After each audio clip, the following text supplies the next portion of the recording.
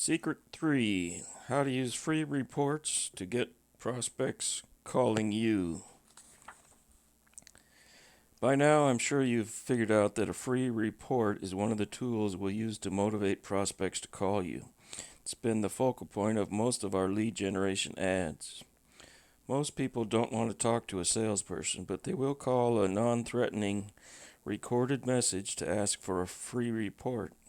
The purpose of your free report is to educate people and to start building a psychological relationship and rapport with you. Your report is a non-threatening, non-salesy message that provides enough helpful advice to show that you offer solutions to your prospects' problems and wants, and that they would benefit from working specifically with you. These reports are written in a friendly conversational style. Don't worry about violating all the rules that Mr. Fleming taught you in high school English. Nobody talks that way. Write like you talk. This has proven to be the most successful style for a free report. Now we need a reality check. Your free reports are not going to get every single prospect to do business with you. You will get some of them fairly soon. You'll get others over time if you follow up correctly. But your free reports aren't magic. They won't cast a hypnotic spell on your prospect and suck every one of them into doing business with you immediately. If you decide to do a phone call follow-up after sending this free report, you'll find that it has helped to break the ice. Your prospect feels like they already know you. Think about it. They have already had several contacts with you, even though it was without your direct involvement. I love that. They read your ad, they heard your voice on the recorded message, they read your report, and now they get a phone call from you that goes a little something like this. Hi Bob, this is Joe Blow. You asked for my free report a few weeks ago. It was the one on the ugly goldenrod paper called 7 Secrets to Buying Jewelry Without Getting Ripped Off. I just wanted to check and make sure you got it. Prospect. Oh, yeah. Hi, Joe. Thanks a lot. I got it on Friday. Their response will usually be positive. They most likely will act like they know you. Then they'll say something like, I haven't had a chance to read it yet. You say, no problem. If you have any questions after reading it or need any more information, just give me a call. My number is at the end of my report. By the way, I think you're really going to like secret number 3 in my report. Bye. Hopefully that last statement will get him curious and he'll go read your report as soon as he hangs up the phone. If you do a phone call follow-up after sending the report, don't be surprised if people haven't read it. It may not be an urgency for them at this particular time. But if you make this quick follow-up call, 99% of the time, your prospect's response is going to be positive. First of all, they contacted you. So that puts you in an entirely different position. You're not approaching them and begging them for the business. They came to you for information. This is not anything like cold calling. If you have ever done any kind of cold calling, then you know how miserable that can be. You're pestering people. They didn't ask for you to contact them, and they can get pretty nasty. Just thinking about it right now gives me that awful feeling in my stomach. When you do a phone call to follow up on your free report, you might find that they have already read it and have a few questions. That's great. Answer their questions and be as non-salesy as possible.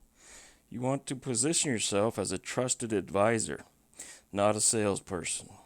If they seem open to it, invite them to come into the store. Whatever you do, don't try to use any kind of hard close on them. It's not absolutely necessary to do a phone call follow-up after sending your report, but you'll miss a lot of potential business if you don't. Onward. Here's the formula for writing compelling free reports. Number 1, use an attention-getting title. The titles of free reports should always be enticing. Which sounds more exciting? Buying jewelry for women, or the 7 secrets every woman must know to be safe from any jewelry ripoff? Which title would be more compelling to entice the prospect to read the report? Just like a headline, the title of your report should instantly let the reader know exactly who the message is targeted to. Also, your title should state a benefit to the reader. You can test different titles to see what gets a better response. You can keep the body copy of your report exactly the same but have different titles. That way you can have several different reports without having to write entirely new ones. Number 2, you have to tell the reader what's in it for them. Follow the what's in it for me formula we spoke about earlier. Your title should tell your prospects the benefits they will get from taking the time to read the report and the potential loss they may incur by not reading it. In a later section, you'll learn a little-known technique of using grabbers to get your prospects' attention and motivate them to read your report immediately. Your report must talk about it and to your prospects. It must not talk about you. No one cares how long you've been in business or what professional associations you belong to or how good you are or your tradition of excellence or anything about you. The only person who cares about all that stuff is you. If you talk about your prospect and their wants and concerns in a conversational style that they can relate to, you'll make a psychological connection with them. Number 3, use stories to build interest and empathy. Facts and figures are boring. Most people won't read them. But stories capture your prospects' interest and emotions. Stories are so much more effective than just cold, boring facts and figures. We've helped 127.4 kids raise their grades in school, prevented 245.3 kids from getting beaten up by bullies, yada, yada, yada.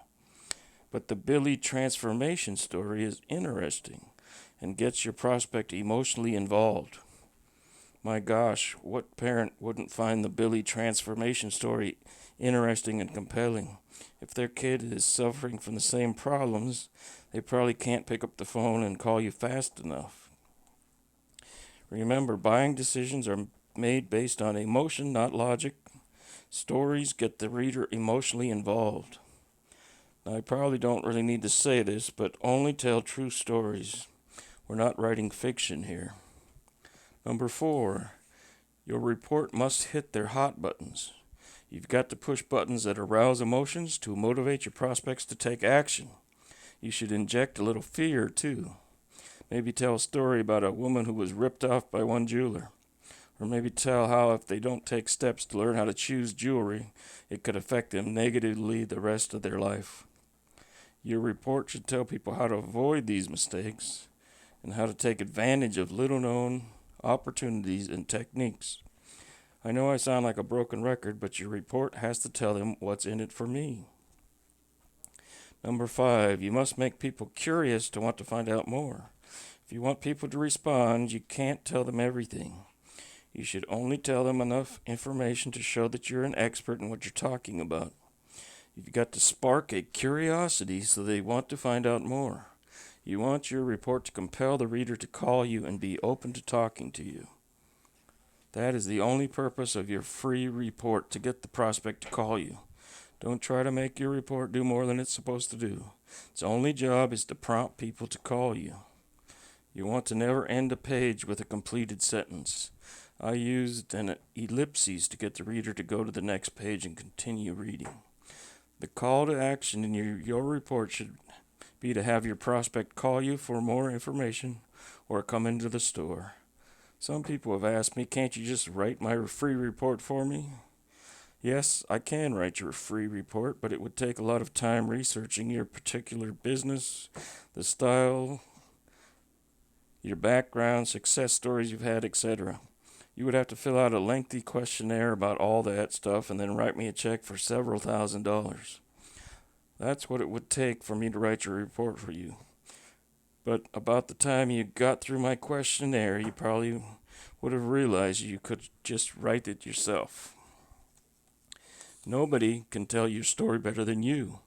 Nobody knows what you offer people better than you. Nobody knows your prospects and customers better than you. There are probably very few people who are as passionate about your success stories than you. My goal is to equip you to be self-sufficient. If you think you can't write, dictate your free report into a voice recorder and pay somebody $30 to $50 to have it transcribed. Edit it, clean it up, and format it like the free reports you've seen in the past. You have your free report. Let me kill a popular misconception right now. I have heard some people say, people by the way who know nothing about direct response marketing, that prospects won't read long copy in a sales letter or free report. That's true if your copy is boring. But if you follow the formula that I've given you, your free report can be as long as you need it to be to tell your story. It has been proven for over 100 years by all the direct response gurus. The more you tell, the more you sell. Trust me on this. Your ads and free reports are salesmanship in print.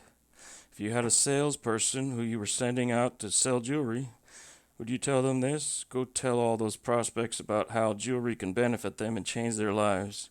But don't say more than 300 words. That would be stupid. You'd be shooting yourself in the foot. You might as well not even waste the time and money in going to talk to your prospects. I recall a story from Dan Kennedy about a client of his. The client paid Dan big bucks to write a sales letter. It was originally 8 pages.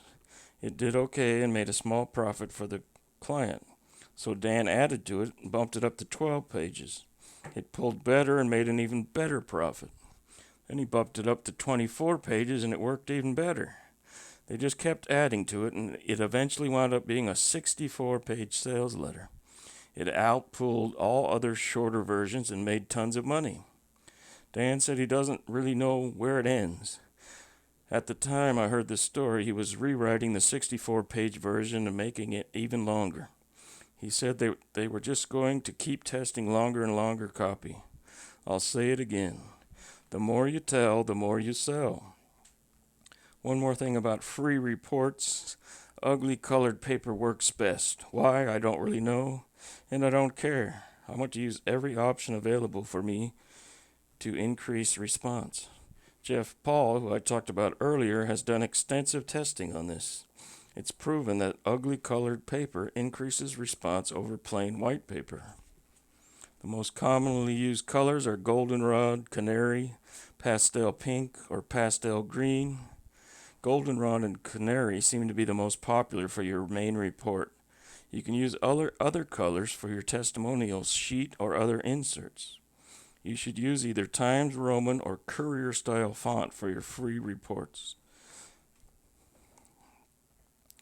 A Courier font also looks good. It looks like it was typed on a typewriter. This is also a font that a lot of people are familiar with. You can also use sans serif font such as Arial for your headline and subheads. Sans serif means that the letters don't have little curlicues, for example. And black ink works best for your reports. You can test using blue or red ink for your title and subheads, but black ink is the easiest to read.